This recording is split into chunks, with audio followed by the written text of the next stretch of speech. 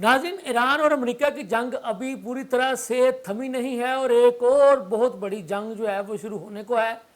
और वो जंग अब किन ममालिक में शुरू होने को है तो ये भी आपको बताता चलो। एक बहुत बड़ी खबर आपको बताने जा रहा हूँ कि वो खबर यह है कि रूस का यूक्रेन पर बड़ी बमबारी का मंसूबा। रूसी वज़ीर ख़ारजा सरकई लारोफ ने अमेरिका को अपने सफारतकार और शहरी यूक्रेन के दारुल हुकूमत कैफ से निकालने का कह दिया है। फिर रिपीट करता चलूँ कि ईरान अमेरिका की जंग पूरी तरह से थमी नहीं है तो जनाब रूस ने यूक्रेन पर बड़ा हमला करने का कह दिया है। और सिर्फ कहा ही नहीं बल्कि साथ में अमेरिका से कहा है कि जनाब आप अपने शहरियों को, यानी जो यूक्रेन का जो शहर है कैफ, उसको छोड़ने का कहते हैं। रूसी वजारत ख़ारजा का मज़ीद कहना है कि तमाम यूक्रेनी शहरी फ़ौजी तनसीबात से भी दूर रहे। यानी रूस जो है वो यूक्रेन की जो फ़ौजी तनसीबात है उनको निशाना बनाना चाहता है। एक बड़ी खबर तो ये है जिसके बारे में मैंने कहा आपको आगाज़ में बताते चले। नाज़रीन, दूसरी बात यह है कि ईरानी जो है पासदारान इनकलाब के जो कमांडरान हैं वो कहते हैं कि अमेरिका की जानिब से किसी भी किस्म की जारियत का जवाब देने के लिए हमारी उंगलियां ट्रैगर पर ही मौजूद है। यानी वो कहते हैं कि जी हमारा जो ट्रैगर है वो हर वक्त तैयार और हमारी उंगलियां उसी ट्रैगर पर मौजूद हैं कि उंगलियां बस मौजूद हैं, उनको हरकत देनी है तो काम शुरू हो जाना है। तो जनाब उम्मीद है कि ऐसी ज़रूरत पेश ही नहीं आएगी। फिर ईरानी जो इंतज़ामिया उनका ये कहना है कि जब हरम्स की मुकम्मल नाकाबंदी मुकम्मल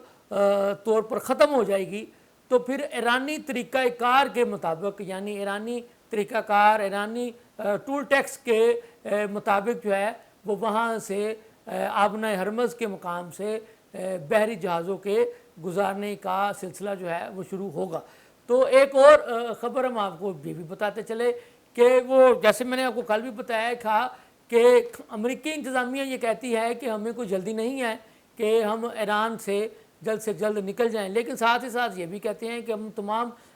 मामलात को देख रहे हैं, तमाम पहलुओं का जायज़ा ले रहे हैं, तमाम निकात और तमाम मुतालबात जो ईरान ने सालिस पाकिस्तान के ज़रिए हम तक पहुँचाए हैं उनका जायज़ा भी ले रहे हैं। तो ईरान ने भी ये कह दिया है कि जनाब बात यह है कि हम मुज़ाकरात तो चाहते हैं और मुज़ाकरात करेंगे भी, लेकिन जो यूरेनियम की जो अफजुदगी वाला मामला है और जो आबना हरम्स वाला जो इशू है इनको हम उस पर नहीं रखेंगे, यानी मुज़ाकरात के इशू में। अब बात यह है कि फिर ईरान ये भी कहता है कि अगर हमने यूरेनियम की अफजुदगी को वाले जो हिस्से हैं वो अगर अमेरिका के हवाले ही करने होते तो फिर हमें अमेरिका के साथ जंग करने की क्या ज़रूरत थी। हमें जनाब फिर इतनी देर जो है वो डट कर मुकाबला करने की क्या ज़रूरत थी। तो साथ ही साथ ईरान ने यह भी कह दिया है कि यूरेनियम जो कि अफजुदा हो चुके हैं वो हमारे ईरान के पास ही हैं, यानी वो हमारे घर में हैं और हमारे घर में ही रहेंगे। लेकिन मतलब कि ईरान ने ये वाज़े किया है कि जनाब अगर अमेरिका का ये ख्याल है कि ईरान अफजूदगी वाले यूरेनियम जो है वो अमेरिका को दे देगा तो ये ईरान कहता है कि जनाब ये आपकी खाम ख्याली खुशफहमी गलत फहमी तो हो सकती है, लेकिन ऐसा नहीं हो सकता कि ईरान जिसने इन जौहरी मामलात को बचाने की खातिर जनाब अमेरिका और इसराइल के इतने बड़े बड़े हमलों को बर्दाश्त किया, अपने सुप्रीम लीडर की शहादत को जो है वो बर्दाश्त किया, अली लारेजानी साहब की शहादत को बर्दाश्त किया, तो ऐसा नहीं हो सकता कि जनाब हम ये उठाएं और कहें कि ये लो अमेरिका साहब ये आप ले जाएं। वो कहते हैं कि जी ऐसा मुमकिन ही नहीं है और ऐसा अमेरिका सोचना भी छोड़ दे कि ईरान ये जो यूरेनियम शुदा अफजूदगी वाले जो है वो कहे कि ये ले जनाब आलो भाजी तुसी लै जाओ, नहीं क्या इस तरह नहीं होना। तो ये तुहाडी सोच हो सकती, तो किसी की सोच तो पाबंदी नहीं लगाई जा सकती। यानी उनका दो टोक ये कहना है कि जनाब कि जौहरी मामलात पे बात नहीं होगी, यूरेनियम जो कि अफजूदगी वाला जो मामला है वो उस पर बात नहीं होगा, ना ही यूरेनियम शुदा जो अफजूदगी वाले जो यूरेनियम हैं वो ईरान किसी भी कीमत पर जनाब अमेरिका के हवाले करेगा। हाँ, वो ये ईरान ये ज़रूर कहता है कि वो हमारे पास महफूज थे, महफूज हैं और महफूज रहेंगे। یعنی یہ ایشو دو ٹوک طریقے سے انہوں نے جناب بتا دیا ہے۔ اگلا ایشو آ گیا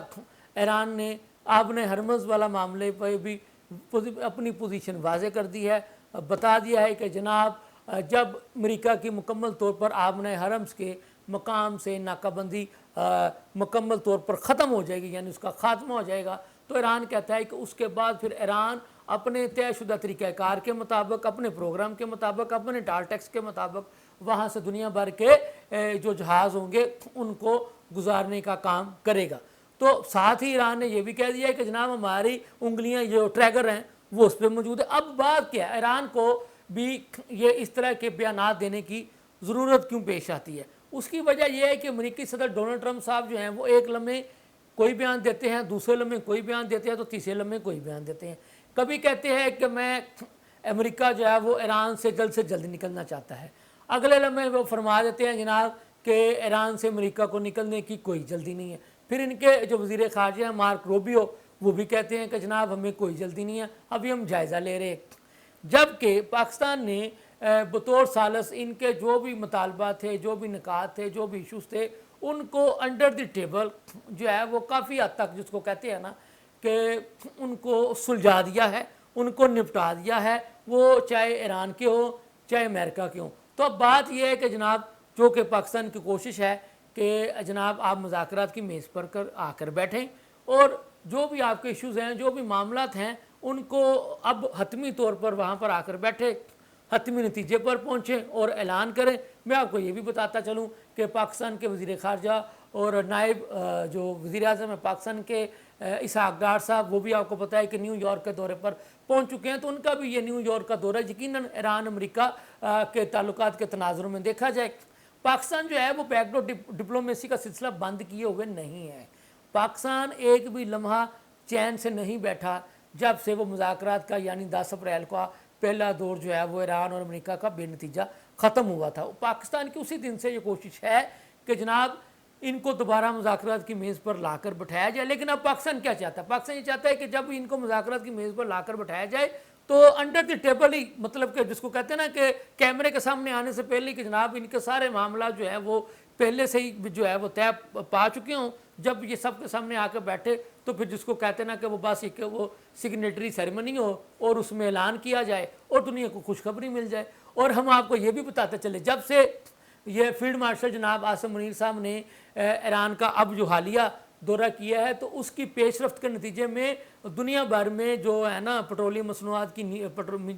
قیمتیں جو ہیں وہ نیچے آ چکی ہیں، یعنی 100 بیرل تک نیچے آ چکی ہیں۔ تو یہ ایک بڑی کامیابی ہے۔ تو ادھر سے آپ اندازہ لگائیں، جیسی اناؤنسمنٹ ہوگی کہ ایران اور امریکہ مستقل جنگ بندی کرنے جا رہے ہیں، میں روز آپ کو یہ بات دعوے سے کہہ رہا ہوں، بڑے دعوے سے کہہ رہا ہوں کہ جناب دنیا بھر کی معاشی صورتحال میں بہتری آ جائے گی، اور پاکستان بھی جو اس وقت بہت زیادہ مشکلات کا شکار ہے معاشی صورتحال میں پیٹرولیم مصنوعات کی قیمتیں بڑھ جانے کی وجہ سے، تو ان کو بھی سکھ کا سانس ملے گا۔ اس کے ساتھ ہی مجھے اجازت دے، اللہ حافظ۔